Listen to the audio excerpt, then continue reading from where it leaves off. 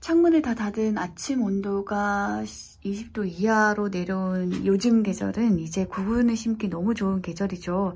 구근 식물과 관련된 정보는 제가 그동안 많이 드린 것 같아서 따로 업데이트를 하지 않으려고 했는데 구근을 수입하는 것과 관련해서는 최근에 이제 내용이 바뀐 부분이 있어서 그것에 대해서 안내해 드리려고 합니다.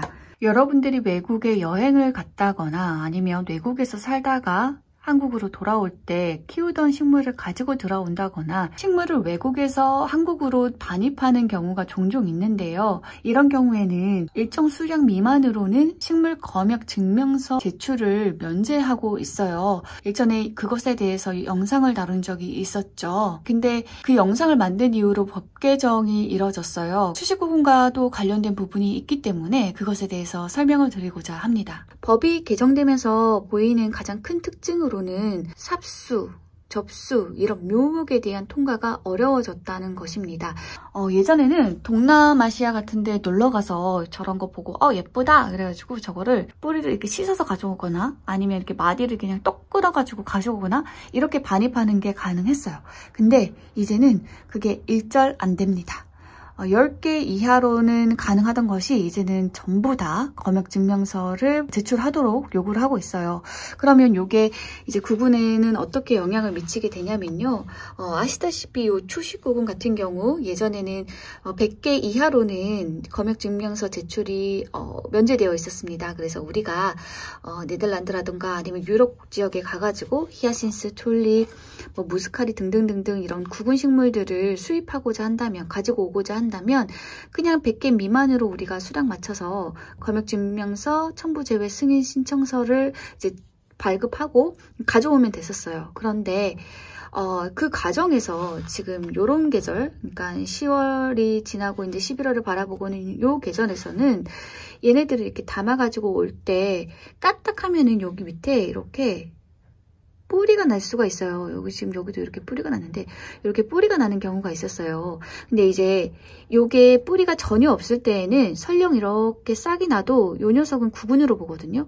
근데 싹이 있든 없든 간에 여기 밑에 이렇게 뿌리가 나면 그때부터는 요걸 구근이 아니라 식물로 봐요. 그렇게 되면은 이제 구근이 때는 100개 이하는 면제였는데 이제 뿌리가 나면 그때부터는 식물로 분류가 되기 때문에 식물의 기준 수량, 즉 10개 이하로는 통과가 됐었습니다. 그래서 우리가 구근을 갖고 오다가 뿌리가 날 것 같네, 뿌리가 났네 하면은 수량을 좀 조정을 해가지고 가지고 오는 게 가능했어요. 그런데 이제는 뿌리가 나더라도 식물이더라도 10개 이하로는 반입이 안 되기 때문에 이제는 구근에 뿌리가 나면 전부 폐기, 버려진다 라고 보시면 될 것 같아요. 그래서 앞으로는 그 외국에서 구근을 가지고 오시는 분들은 더더욱 뿌리가 안 나도록 관리를 해주셔야 될 것 같습니다. 구근식물 같은 경우에는 보통은 이제 발할 시기에 인접하지 않으면 뿌리는 잘 나지 않아요. 하지만 초식구근 같은 경우는 이제 가을에 뿌리가 나는 식물이기 때문에 이렇게 가을이 깊어지면 깊어질수록 여기 밑에 부분, 기저부에 이렇게 뿌리 나올 부분이 드릉드릉해져요. 이런 식으로 가을이 깊어지면 10월, 11월 이쯤이 지나면은 이제 얘네들이 뿌리를 내려고 시동을 걸고 있기 때문에 이 상황에서 건조하면 괜찮지만 여러분들이 물로 씻어준다던가 물에 담아둔다던가 아니면 지퍼백, 밀봉된 지퍼백 같은 거에 담아가지고 그 안에 습기가 차게 한다거나 하면은 이 뿌리가 정말 하루 사이에도 엄청나게 많이 돋아버릴 수도 있어요. 그래서 외국에서 구근을 가져오실 때에는 굉장히 건조하게 뿌리가 안 나게끔 그런 컨디션으로 가지고 오시는 게 중요할 것 같습니다. 저라면은 키친타올에 싸가지고 그냥 종이 가방 같은 데 담아가지고 올 것 같아요. 신문지 이런 거에 싸도 좋고요.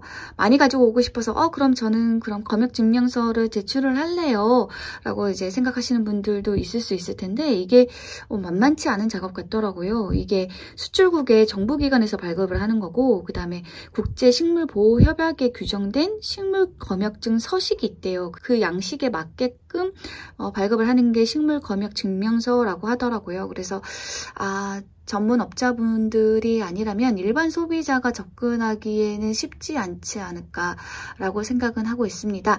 하지만 그럼에도 불구하고 하고 싶으시다면 도전해보시는 건 언제나 응원하고 있고요. 자세한 내용은 농수산 검역센터에 전화를 하시면 굉장히 친절하게 알려주실 겁니다.